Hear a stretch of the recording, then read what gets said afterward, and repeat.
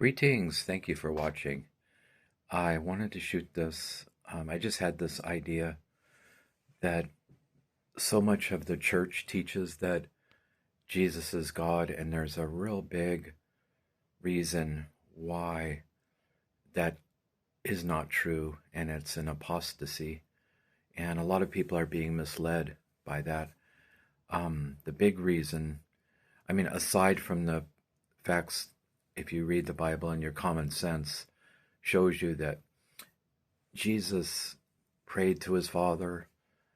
He is the Son. It's like obvious, but they've finagled some kind of strange idea that it's a triune God, and that's very Roman, because the Romans, they had multiple gods.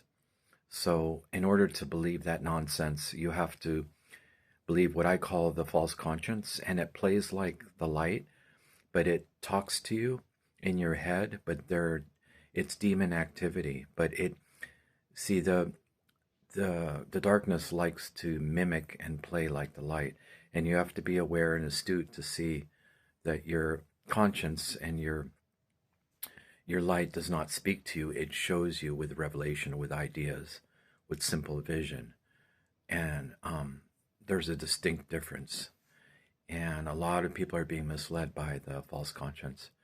So the biggest reason, though, and that people should see, is that Jesus came to fix things from Adam, from the original fall.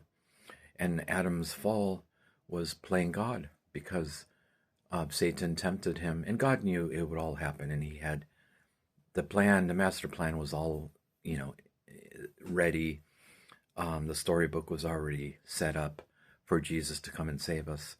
And so Adam listened to the tempter, Satan, who also uses our minds, his minions, all the time with words and thoughts and bad ideas.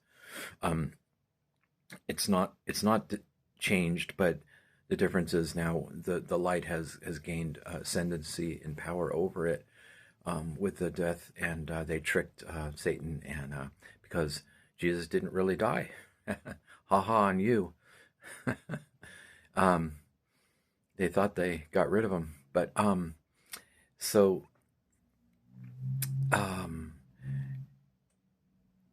he disobeyed God, and he went in and ate the apple, and it was like playing God. It was like he was tempted. You could be like him. You could be your own parent.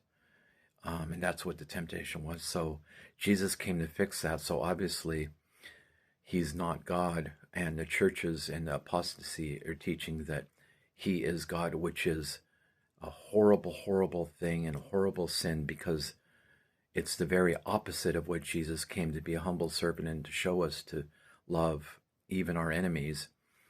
And that doesn't mean accept them, but just to not hate them.